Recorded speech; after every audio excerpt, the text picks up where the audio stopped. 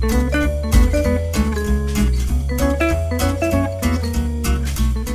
you have a fear of failure, a fear of success? Can't get out of your head? Well, today we have a special episode of YQG in Bloom. My name is Tracy Martins, and my guest today is Tina Brigley from Tina Brigley Coaching. Hi, Tina. Hi, Tracy. I'm so excited to be here. It's about time. It is really about time.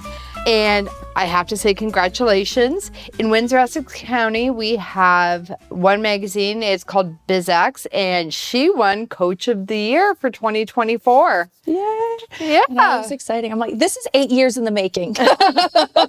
You've been doing this for what, 8 years now? Yeah, 8 years in January. You were a teacher for many years at grade school. Yeah. And then you completely changed. What caused that?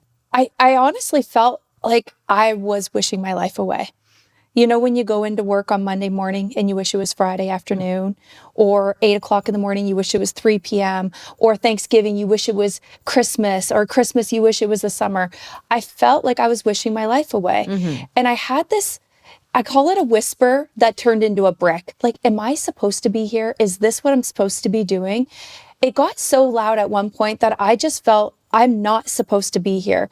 And I remember sitting at my computer one day and I was doing, this is so embarrassing. Mm-hmm. You know, one of those like Facebook names tests, like what animal should I be, or what animal was I in a past life? It was one of those silly things. And there was a pop-up to become a health coach.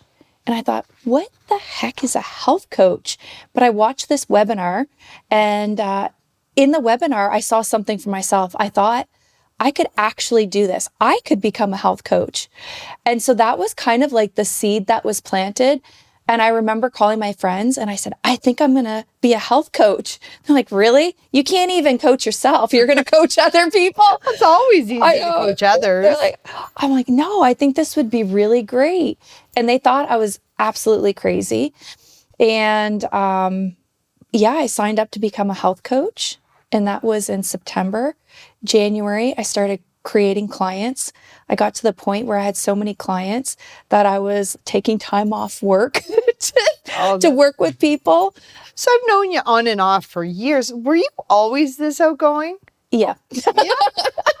I like to say I was a natural born leader. Yeah. I was born the year of the dragon. I'm a Leo. My ruling planet is the sun.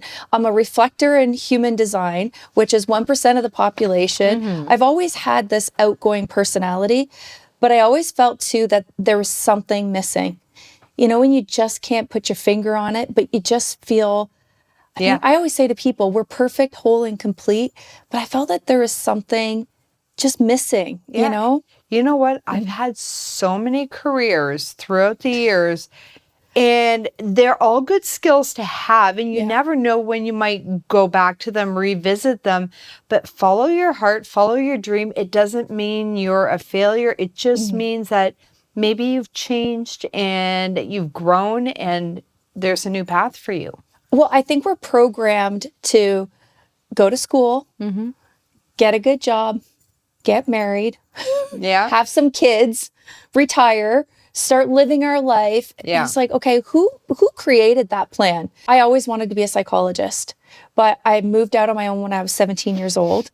And so going to school, I got my honors in psychology, but thinking about going to get my master's, my PhD, the money, I'm living on my own, I'm working 3 jobs.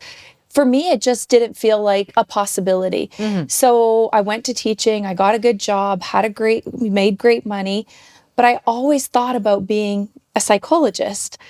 And coaching kind of was like psychology for me. I could use my psychology background. I could help people. I could make a difference. So I felt this is not that I'm a psychologist by any means, okay? But it was a way to help people, to give back in a different way. And it still cost as much. No, it costs more. Trust me. It costs more, yeah. Not everybody goes the route that I did, really taking themselves on. I've done over 5,000 hours of personal development and training. So that cost a lot of money, and I've invested in a lot of coaches to help me uncover the things that have been getting in my way. I mean, we all have things that happen in the past, right? That we think, oh no, I've dealt with that. And then when you're growing a business, you realize, okay, no, I haven't dealt with that. Exactly. It's coming back up. It's resurfacing. So you had said a health coach, but I know like on your website, it says like personal or business coach.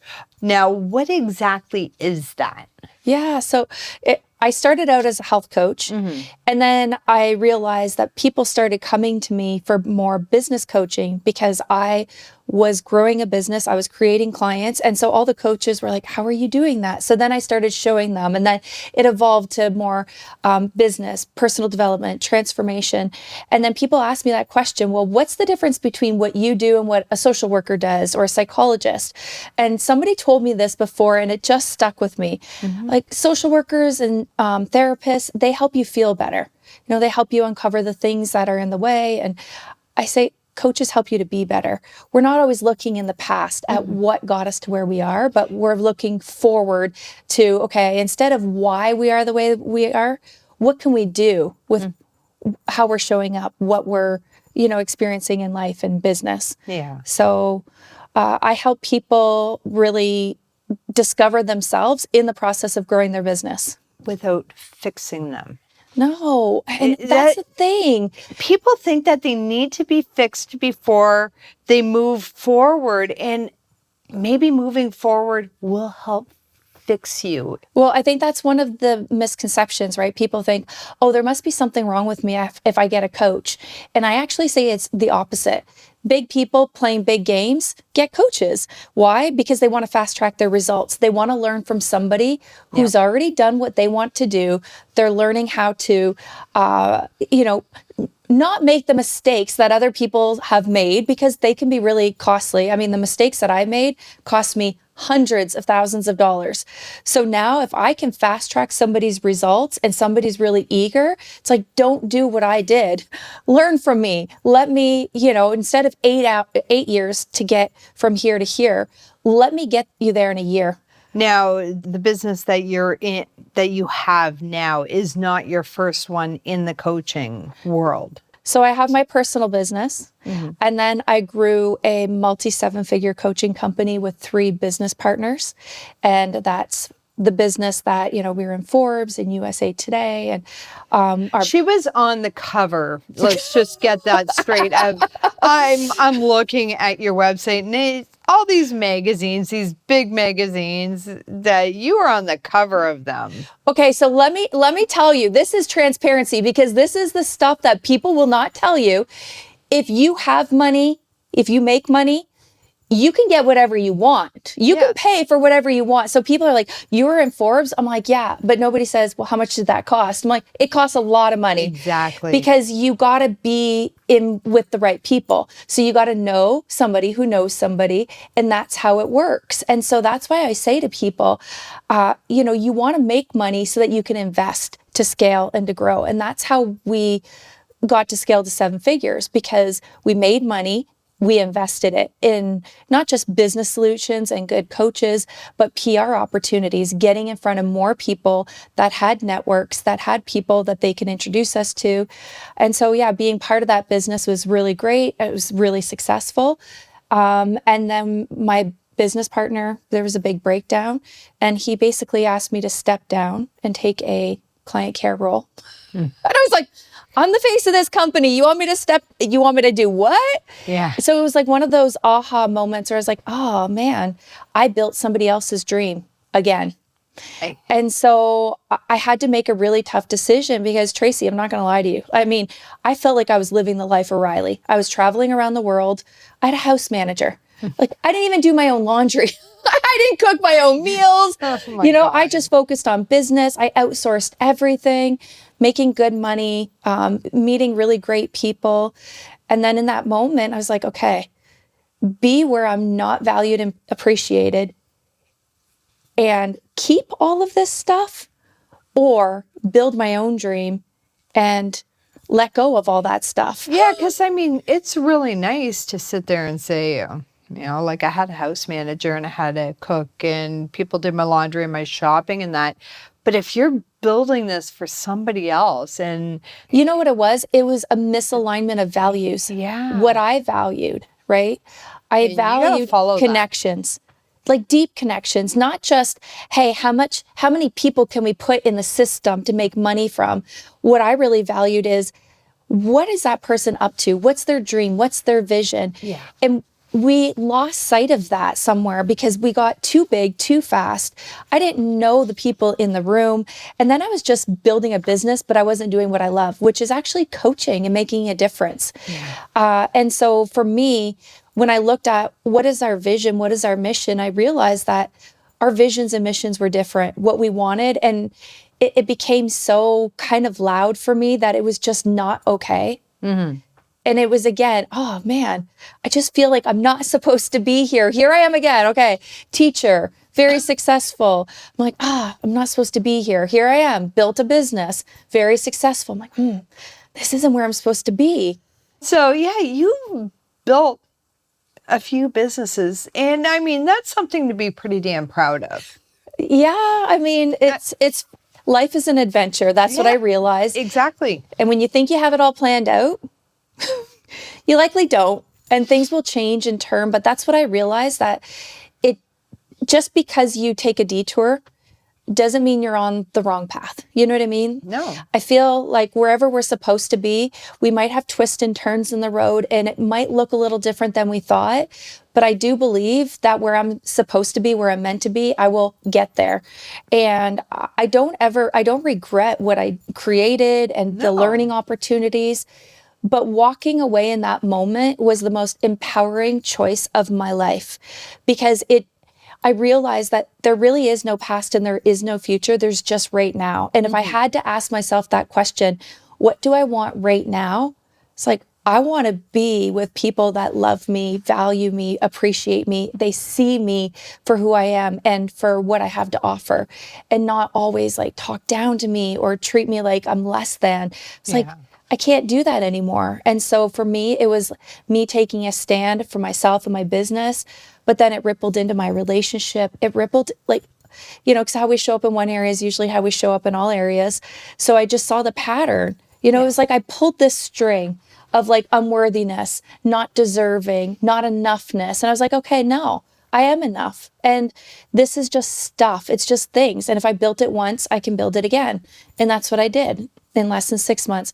Not 7 figures, okay? But I was a one-person show, and it was really great, and it is still great. And you have a partner now. So one of my old business partners, him and I were always talking. And so I was kind of following the journey of the old team. And I could see that there was the things that I thought were going to happen, and that I said, if we don't fix these things, this is what's going to happen. They started happening. And then as they were happening, he's like, Tina, what about this? So he was almost calling to consult with me. Like, you guys kicked me out. Like, I'm not helping you. No. But I did from the background. I was like, okay, you got to do this. You got to. So after, 2 years of doing that, he's like, listen, you are the missing piece to this puzzle. We can't do this without you. Do you want to come back? Are you kidding me? No, it's a heck no. But then, some of the other business partners walked away, and he said, what about if we recreate something brand new? And that was a big risk, because we had built a brand, a reputation for years, right? An email list, a YouTube channel, a podcast. Basically, we're saying, okay, this decision right now means we're rebuilding a brand new business from start, like from ground up. And he said, are you willing to do that? I'm like, I'm not willing to be attached to the old brand. Yeah. That was an ego thing. Totally. I probably could have put my ego aside and did, but for me, it was like, no, I want to grow what's true and authentic to me, which means letting go of the past. I would have been the type that if I went back, I would always be thinking in the back of my head, once it's good again, are they going to pull out the knife? It's funny, because I try and leave the past in the past, but it would still be there. A little bit, because it's like, what's that saying? Fool me once. Shame on me. Shame on you. Fool me twice, shame on me. Exactly. So I was thinking that, like, oh man. And There's some things you can't not think about when it comes to the past in business. And intuitively, it wasn't like a panic. It was almost like a calm guidance. No, it's not for you. That's not for you. And so I just really listened to that. And And so the old brand wasn't going to work for me. And I just stood my ground and said, let's think about how this can work, and let's start off with what is our vision and make sure that that's aligned. What is your vision? What's my vision? We put them together. It was the same vision. Like, well, what's our mission? What do we really want to accomplish? And it was pretty much the same. What are our values? And that was easy. So it was, now we had alignment. And so when things get tough, we can always go back to that vision. You know, what is that? What is it? When we wake up in the morning in the world that we want to create, we're like, you know what? We want every single entrepreneur, every single change maker to be able to have the tools and resources they need to grow personally and professionally. That's it. If we woke up in a world where everybody had what they needed, not just the people that have the money, not just the people that have, like everybody who wants a chance. Because I mean, I invested a lot of money and I thought, man, somebody brand new that doesn't have the resources or financial support, what are they going to do? How are they going to get the help? They're going to swim in a whole bunch of information, and they're going to keep swimming, and they're going to be like the statistic, 80% of businesses will fail in the first 5 years. And I think it's 80% will fail in 10 years. But coaching businesses, the number's actually higher. Most coaches are leaving the industry or doing a side gig or just kind of, it's a hobby within the first 5 years. But we're needed. Coaches are needed. So it should be growing bigger. Yes. And there's more people being trained and developed to be coaches now more than ever, but the failure rate is still high. So we're like, okay, we can make a difference because we've been in this industry for 8 years. We've seen the highs and the lows. We've been a part of all of them. How can we give back? And so that's what we just focused on. And yeah, it was a hit. Yeah. Financially, there is no house manager. I'm doing my own damn laundry, but it's okay. Hey, it's relaxing. I don't mind laundry. So what coaching do you and your partner do? So my partner does the LinkedIn training. He does all of the mechanisms and I do the coaching. So our business is called Linked Coach. So we give LinkedIn strategies and coaching support because we believe that whether you're a coach or an entrepreneur, we can't always see what's in our blind spots. Yeah. You know, we can't see the things that are hiding beyond our view. So you need that little push to see, okay, why are you putting your brakes and the gas on at the same time? Why do you have such a big vision and mission, but you're not taking the actions? Where are you holding back and why? What's at the source of that? So that's where I come in. I look at, okay, you've been in business for 5 years. You're not exactly where you want to be. What is showing up that's having you stop? What's the beliefs that are playing in the background that are telling you that you're not good enough, you're not worthy, you shouldn't ask money for what you do, all of that stuff. So, and we do believe that you need both. You need strategy and you need the coaching. And most people will say, no, I don't need mindset. I don't need coaching. Like, I know, I remember thinking that too. My first time, being part of a personal development seminar, I'm like, oh, I'm already a coach. I'm already a teacher. I know all this stuff. You guys need it. I don't. I'm just going to steal all your ideas. And I was like confronted. Oh my God, I don't know anything. Well, nobody knows everything. I mean, it's nice to think that you do. It's great to have that kind of confidence, but unfortunately, you're kind of shooting your foot off at the same time and stopping yourself from growing. Yeah. And when you have somebody that's sitting there going, okay, we're going to help you strategize and figure out how to get you past this hurdle so that you can bring that business in, why would you say no? You know, it's pretty simple. I say it doesn't matter what business that you're in. If it's real estate, insurance, multi-level marketing, coaching, how do you grow any business? You build relationships with people. That's it. Yeah. The industry has overcomplicated it really to the point where people have analysis paralysis. So it's like, what is stopping you from building relationships with people?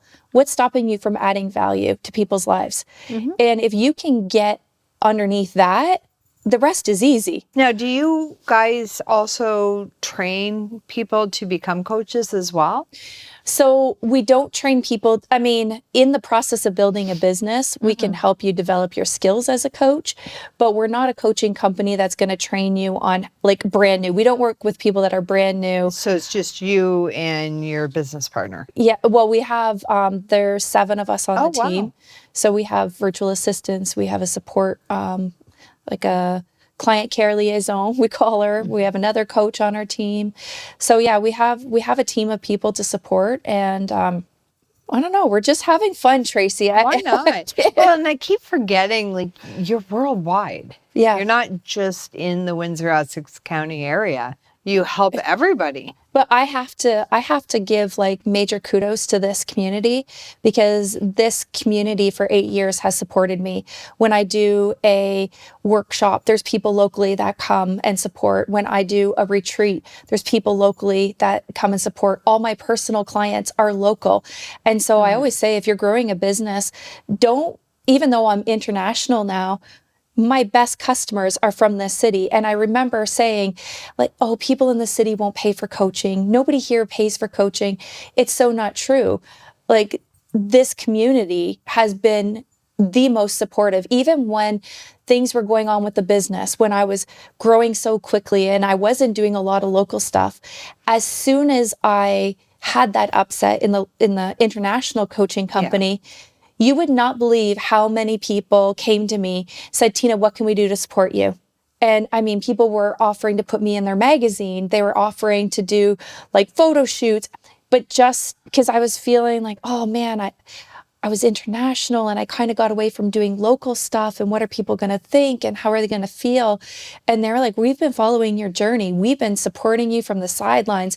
We've been watching you. And that was really, it touched my heart, my soul. Well, that's what I like about the Windsor-Essex County area. Even though it is widespread and we do have a lot of people, it's small town and it's community, and we really stick together and we really try and support people and build them up and help them whenever we can. I know so many businesses and people that are like that, and they're willing to give a hand as soon as they need it.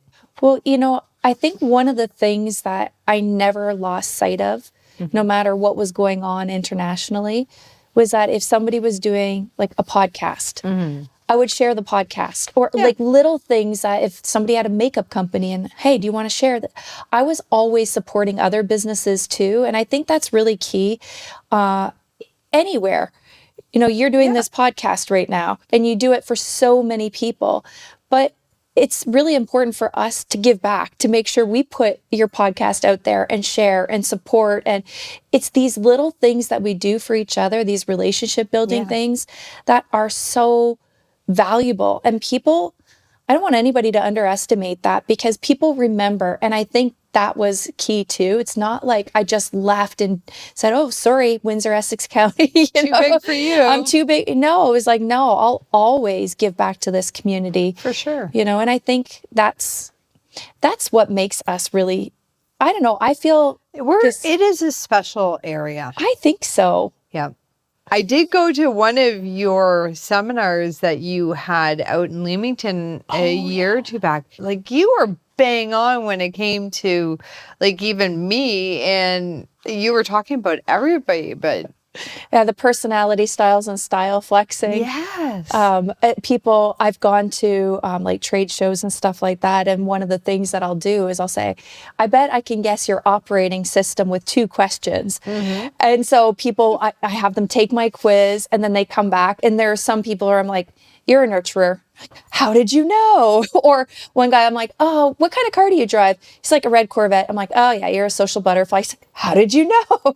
There's patterns in the way that people operate. And when you become an observer of people and their patterns, everything's about patterns. It's so easy. And I'm like, and I'm not unique. I can train people to do this too. So when it comes to sales, when it comes to business, the more you know about others, the more you see in yourself, first of all, the more you can see it in others. And then when you can see things in others, you know how to speak their language. So you can speak in a way where they're like, man, I feel like you know me. Yeah, I do. I don't know you personally, but I know how you operate and I know why you operate that way. And I think that's been kind of the secret to my success is really learning how to see patterns and listen for patterns in the way people communicate and the things that show up in their business. So it's been fun. I love that part of my job. That is a great part. And it's honestly not that hard to do. It's just people are so stuck in themselves, in their own problems, their own issues, their own job, to step back and look at other people. Yeah. And when we're too busy, we stop observing ourselves. Yeah. And that is really the key. If you can be an observer of yourself and be real with yourself, magic starts happening around you. Like when you shift how you show up, people shift around you and people don't realize that. Like, oh, how do I change my husband? I'm like, don't change your husband, change you.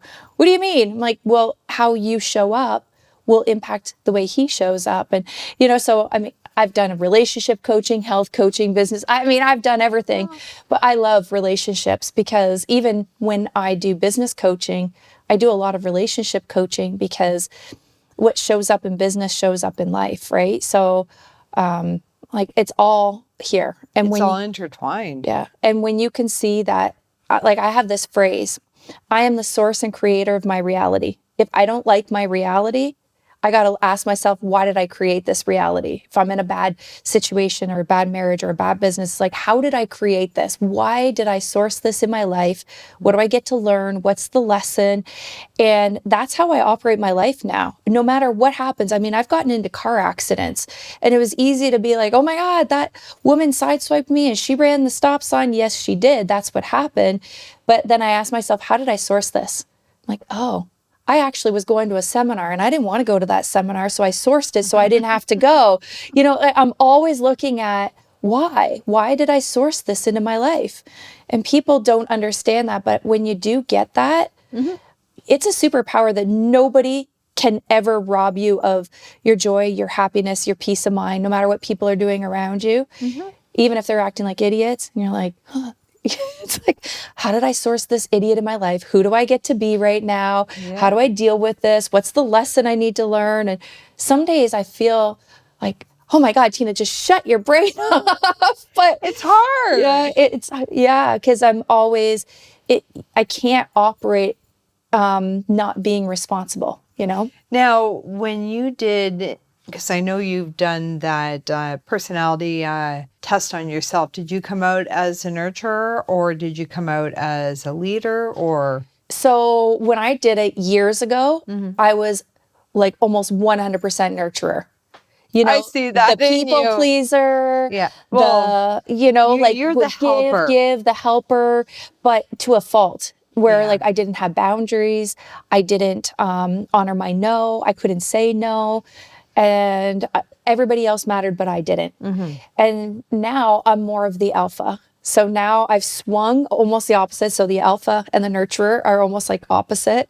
So I've swung almost to the other end of the spectrum, which is more direct, more assertive, but I can flex.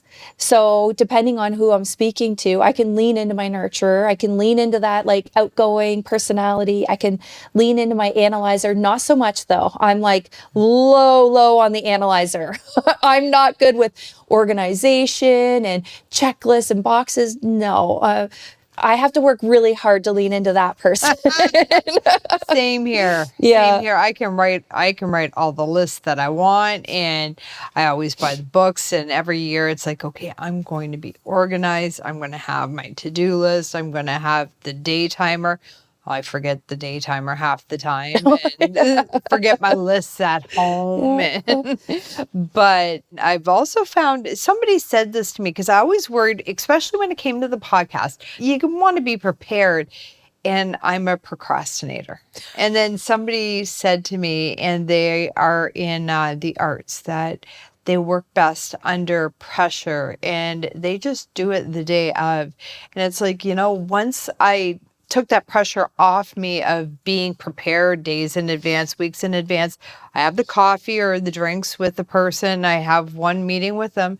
And then like the day of, I just go and I do my research, and it's taken a lot of stress off of me. And I find that I learn a little bit more because I just, Go with the flow. yeah. Yeah, I think I'm the same way. I mean, I've been taking a Government of Canada course. There's only 125 trainers that are being trained right now in Canada to do this skills development training. I've had a year to do the course. It was due yesterday, and I was finishing it yesterday. I'm the same way. I was like, because I said yes when I really wanted to say no, but then I was thinking it's a good opportunity. Then I was like, it's a lot of work. I was back and forth. And then I kind of was just, okay, fine, I'll do it. I have a year. I can figure it out. Now, what do you gain from this? I will be able to go into organizations and facilitate leadership courses with a Government of Canada kind of certification. Oh, wow. So it's workplace connections and skills training. So it's equity, diversity, leadership. It's a pretty lengthy, in-depth course and training. A lot of analysis, which is your favorite thing to do. Not my favorite thing to do. But I thought, you know what? I'm already training and developing people right now. This is just another layer. And who knows what might open up. Like I might want to train other people to get into organizations, and these skills can help there. So I don't know. We'll see what happens with it. But hey, you never know. It never hurts to have a little bit more. Yeah, it's just different. I mean, I can't really see myself going into organizations and doing formal training. I'm more of working with people and not a big corporate. There's something about corporate that I think I've been turned off because of education, my old business. I'm like, no, been there, done that. Doesn't light me up. No. So I can't see myself really doing it, but you never know. I don't know. We'll see. Now, I know you're also adding onto your plate a podcast as well as everything else. So we launched a podcast in the summer, and we realized we had no idea what we were doing, and the sound was really not good, and it was pretty bad. So we had to upgrade a little bit. And so we have a podcast that we're launching called The Art of Being Unstoppable. It's a lot of really funny, candid conversations, a lot revolving around my dating life and not just business. So we realized people don't really care about business. They're like, yeah. They want to know your life. They want to know intimate details of your life. So we're like, wouldn't it be funny? Because my partner and I, Vicky, we'll just sit in the backyard and we'll have these crazy off-the-cuff conversations. And one day we just recorded one and we sent it to our friends. Like, this is some good stuff. You guys need to do more of this. Yep. So that's what we did. We talk about everything, life, business, relationships. And she's married. She has 4 kids. She has 5 grandkids. I'm single. I have 2 daughters. Like we're just different lifestyles. Is it just you and Vicky doing it? But we're going to have guests on. You're going to be on cool. for sure. Oh, yeah. But yeah, we're going to have guests on and just have fun with it. It's just an opportunity for us to just be creative and just be ourselves, I think. So when can we expect that? Well, we have some episodes banked, so probably in the next couple weeks. So by the time this comes out, we'll probably have launched it. Oh, cool. So definitely by the new year. Definitely by the new year. That's so exciting. I know. Do you know if is it visual as well? Like, is it going to be on YouTube as well as, say, Apple Podcast, or is it just audio? So we're doing audio and visual. Okay. Yeah. So we did a bunch of videos. Oh, man. Note to self, when you're doing videos, don't video on a wide angle. Yes. I'm like, no, that we are not posting that. I showed my kids. They're like, Mom, that isn't even you. What happened? I'm like, I don't know. You got wide. Mom. So some of them are just audio and some, but we're going to be doing video too and doing reels and creating clips and stuff. So pretty exciting. That is exciting. Yeah. I'm very excited for you. We don't have a great studio like this yet, but we said maybe we'll come here and record some, and you can help produce some of them. My husband would do it. He does it for other people. Oh, yeah. He goes on location or, Yeah. Isn't this a great studio? I mean, this Yeah. is amazing. It is fun. I like it. I'm glad I didn't wear my yellow jacket. Oh, I wore yellow pants and they blended right in. Yeah, I know, right? But this has been great. Yeah. I'm so glad we finally got a chance to do this today. I know. I've been watching your podcast for a long time. And I remember the first time I saw it, I'm like, what do I need to do to be on that podcast? I want to sit in that studio. Anybody message me. I love meeting new people and learning about new businesses or old businesses. I just find it very fascinating, and I want to make sure that the Windsor-Essex County area is supported. Again, it's free to be on it. And I'm going to start slowly making it so that I can have some people that will maybe sponsor podcasts so that it can stay free. As for you and your coaching, how can people get in touch with you if they need personal business LinkedIn coaching? So there's multiple ways to get a hold of me. So Facebook, Tina Marie Brigley. Make sure you add the Marie in there because I think there's another Tina Brigley out there. I have a business page, but Tina Marie Brigley. Okay. LinkedIn, Tina Brigley. And I have a school community called Unstoppable Linked Coach. That's where we give a ton of free LinkedIn resources, mindset resources. It's all free. Where else? You can YouTube me. You can go on Spotify. Yeah. Check out The Art of Being Unstoppable. I'm all over the place, Tracy. It's not hard to find me. Same here. And I will make sure that in the description of this podcast that we will have all of the ways that we can get in touch with Tina. And like I said, she doesn't just work with the Windsor-Essex County area. They work on Zoom. So if you are out of this area, feel free to contact her and they will help you out as well. Yeah. It's not just here. Wow. We share. Oh, we love this community too. Yeah, But of course. Yeah. And we were supporting coaches for the longest time, but now we're opening up to entrepreneurs because we realize the strategies that we use on LinkedIn can help any entrepreneur that's looking to grow their business on LinkedIn. And LinkedIn is actually a really incredible resource and platform for entrepreneurs, for business owners, because everybody on there is doing business. I'm going to have to get in touch with you about the LinkedIn because I am completely lost. I have one for Clear Rock for the photography, but I don't have one for YouTube or for YQG and Bloom because it confuses the bejesus out of me. It's like anything. It's like moving from a Samsung or an Android to an iPhone. Yeah. There's always a learning curve, but once you get it, that's how we generated all of our business is through LinkedIn. Wow. So, yeah. Well, thank you so much, Tina. Thank I you. appreciate it. Oh, no, it's been so fun. And again, my name is Tracy Martins. I want to thank you for joining me for another episode of YQG and Bloom.